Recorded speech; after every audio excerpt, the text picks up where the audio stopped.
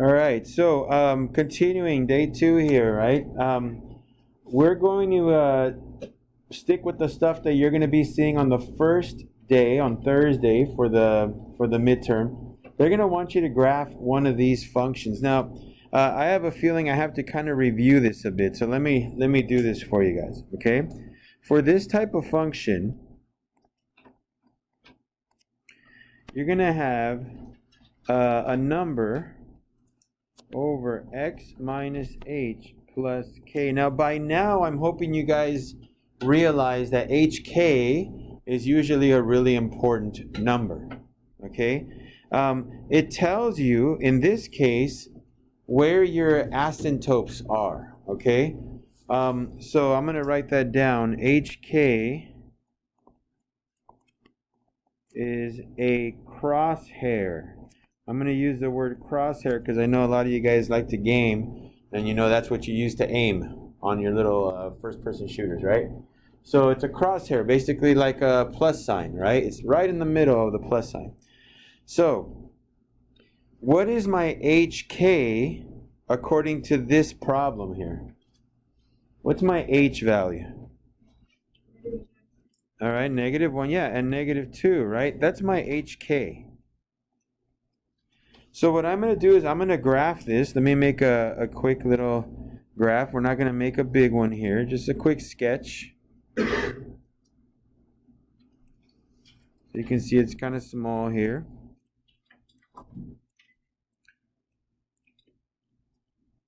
Just a 3x3.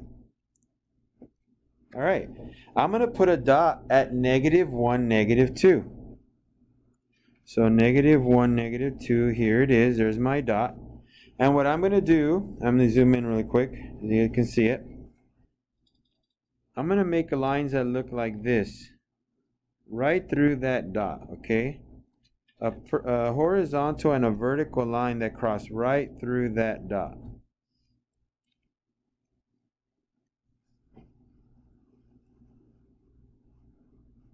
Okay, just like that. Now there's one more thing I have to remind you guys about. If A is positive, so A greater than 0, okay, whenever you draw your graphs. So if A is positive, then for this type of thing, you're going to draw this thing based on whether A is a positive value or A is a negative value. So it'll look like this. That's what your graph is going to look like on the crosshairs, okay? If A is negative, is less than 0, then it just flips it.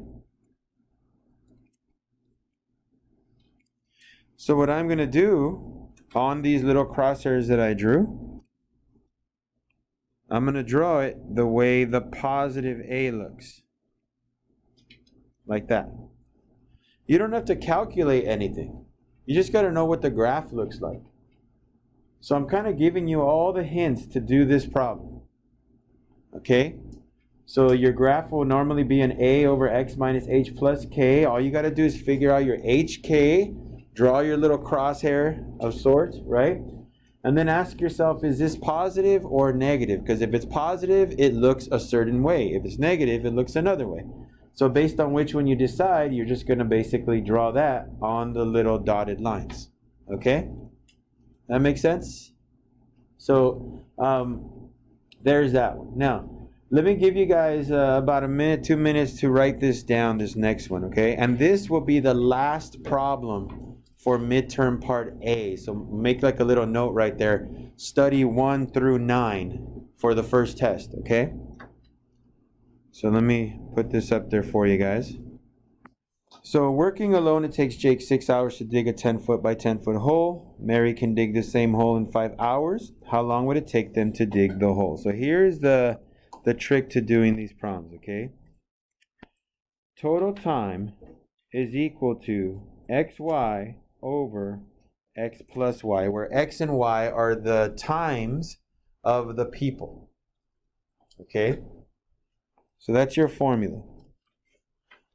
So total time is, we'll call Jake X and we'll call Mary Y. Okay? So Jake is 6, so I'll put 6 times Y, which is 5, over 6 plus 5. All right, so 6 times 5 is 30 over 11. And 30 divided by 11 is approximately 2.73 hours. Now remember, on the test, it might just say 2.7 or maybe 2.73, 2.727. It just kind of depends on what they're going to be rounding it to. Okay? So, everything we did yesterday, up until these problems, that's for test 1 on Thursday, okay? So again, make a little note for yourself, like, hey, this is where it ends, right? This is where this is ending, right there. That's test 1, right? And then after that, you can say, okay, that's the next stuff is for Friday. All right? Any questions on this one? All right, so I know that today being a short day, we're pressed for time, but the nice thing is these next couple problems, you can use actual calculators to help you out. Some of you guys can literally punch in number 10 and it'll give you the answer. Some of you guys have to work it out, so we're just going to pretend that we have to work this out. So, the square root of 63. Now, there is no square root to 63, but we can break it down into numbers that do have square roots, right? 63 is 9 times 7. Okay? And the square root of 9 is 3. And square root of 7, well, you really can't break that down anymore. Because 7 is called a prime number, right? A number that's not divisible by anything other than itself and 1. So you're done. This problem is finished. Again, this is the first problem for the second test that we take on Friday. It'll be stuff like this. Maybe 1, maybe 2 questions. Okay? Number 11. So hopefully you guys are okay with 10. Just break it down into numbers that have square roots, okay? I know 63, you could probably use other numbers. You know, if it doesn't work, like for example, you can use 3 and 21 for 63. But 3 doesn't have a square root. 21 doesn't have a square root, so that doesn't help us, right? But 9 and 7, at least one of them does. So that's helpful. All right, for 11, we're going to simplify this square root. So 45 does not have a nice square root, but I can rewrite it, right? What 2 numbers can I use? 9 and 5. Good, and we know that 9 has a square root, so that's good. And then what's the index on my square root? A 2. So that means that my powers have to match it, right? So I'm going to write it as n squared n, that's n cubed, right? That's n to the third. And then y squared, that already has a 2, so we're good, right? This index matches this power and that power. So this 9 is going to come out, this n is going to come out, and this y is going to come out. So here's your answer. The square root of 9 is 3. An n and a y come out. What's left on the inside is what? 5n. Thank you. And that's your answer. That's the leftover stuff.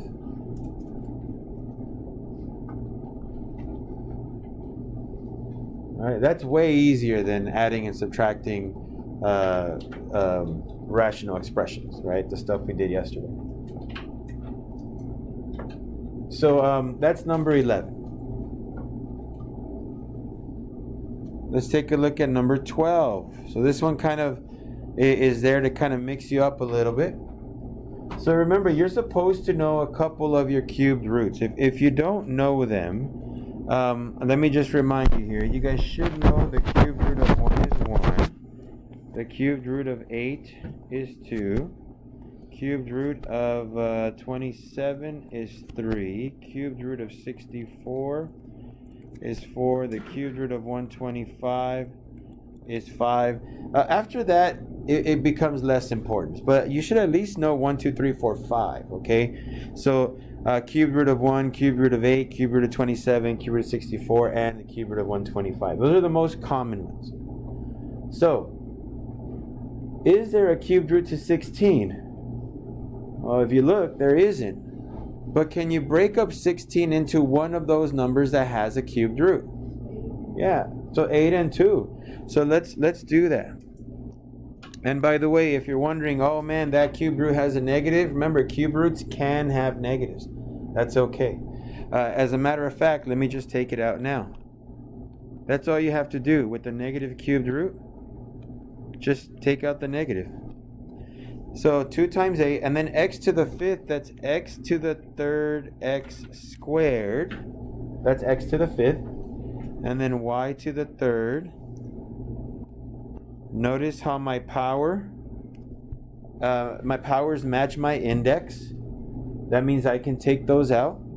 And I do know a cubed root of 8, that's 2, so that's going to come out. This x is going to come out. This y is going to come out.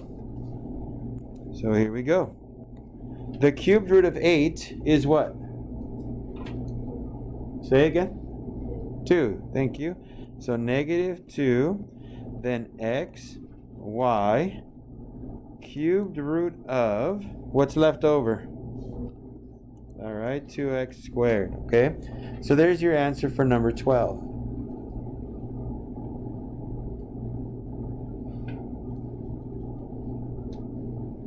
Just checking time really quick.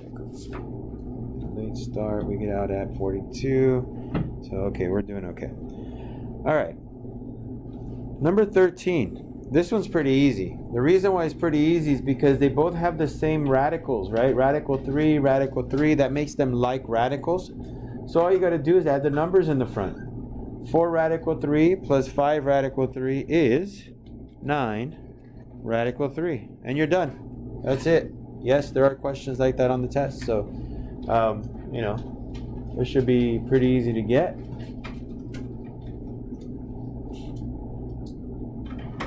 And by the way, if you put that into your calculator, it might either give you a radical answer, or if your calculator is a little older, it might give it to you in decimal. So I recommend just doing it by hand to make sure you get the right option. But that's up to you guys. All right, number 14. I think there's only 3 more to go, and then we're done. Now, number 14, you're not able to add them right now. Okay. You can't really add them together right now because notice one has a radical 27, one has a radical 3, one has a radical 8. I need to simplify them. Okay? I need to simplify them. So, radical 27. Well, 27 is what times what? Alright, 9 times 3, and 9 has a nice square root. 3, can I break that down into something with a nice square root? No, right? Because 3 is prime. It can only be divided by 1 and by itself, so we're not worried about it. What about 8? 2 and 4. So let me put a 4 and a 2 there. We know the square root of 9 is 3. Okay, that's going to come out. It's going to become a 3. And the square root of 4 is a 2. That's gonna become a 2 on the outside. So here we go. This is 2 times 3 square root of 3 plus 8 square root of 3 plus 5 times 2 square root of 2. All right. Now notice 2 times 3, I get 6 radical 3 plus 8 radical 3 plus 10 radical 2.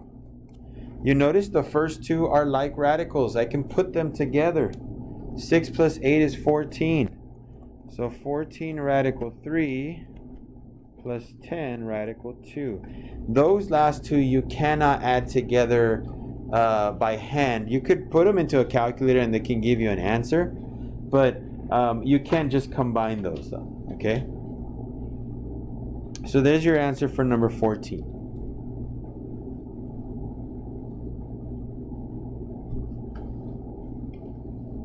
Any questions on that one?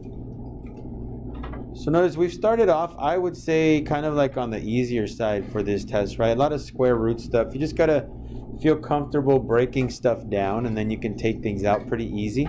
We're not trying to give you like these insanely large numbers, okay? Though there is one that's in the 600s, but use your calculator. Break it down using your calculator, okay? But I do remember seeing one that's like in the 600s. I think to be exact, like 625 or something like that. So, all right, last two. So, number 15 is easier than 16, okay? Because 16 has a binomial in the denominator. 15 just has one term, radical 2. Now remember, in today's time, that is now an okay answer. But the way they want you guys to learn is they want you to rationalize this. In other words, get rid of that radical 2 on the bottom. The way you do that is by multiplying by radical 2 on top and on bottom. So in other words, you're going to multiply radical 2 over radical 2. Now distribute that, okay? You're going to want to distribute that on top. So radical 3 times radical 2, you're going to do that. And also radical 5 times radical 2. So this will be radical 6 plus radical 10 over, and then radical 2 times radical 2, that's radical 4. I'm taking a little extra step. A lot of times people just write 2, but that's okay. So this will be radical 6 plus radical 10 over 2. And that's your answer. All right. I don't think they're going to make you separate it into two fractions, so I think you're fine. I didn't see anything like that. So that's 15, relatively straightforward. Now let's look at 16. So this is our last problem, I think, that I wrote. Let me double check. Yes, it is. I didn't even know if we were going to get to this, but it looks like we will. What's I'm going to say? 40, 42. So yeah, we should be okay. So whenever you do these problems, 2 over 2 plus radical 3. Remember, you're not supposed to have square roots on the bottom. Okay? So what you're going to use is the conjugate. Okay? Conjugate means use the same binomial, but change the sign in the middle. So I have 2 plus radical 3. I'm going to multiply by 2 minus radical 3. On top and on bottom. And yeah, sometimes that requires you to do a lot of distributions. So that's what we're going to kind of do right now. Let's do the top part first. So 2 times 2 is 4. Minus 2 times radical 3 is 2 radical 3. Remember, the normal number doesn't multiply the inside of the radical. It multiplies the outside. But in the other problem that we did, since they were both radicals, they can multiply inside. So 2 radicals, they multiply inside. Normal number and a radical, they multiply outside. Okay? So that's why we end up with 2 radical 3. Now, let's do this next part here. 2 times 2. 2 times negative radical 3. That's going to be 4 minus 2 radical 3. And then let's multiply this last part here. Whoops, I skipped one. So radical 3 times 2, that's going to be a positive 2 radical 3. And then radical 3 times negative radical 3 is a negative radical 9. And now you just got to start simplifying. But you'll notice, look at the denominator. The 2 terms in the middle are going to cancel out. Okay, that's what we're looking for. Okay, that should happen. That's not a mistake. So on top we have 4 minus 2 radical 3.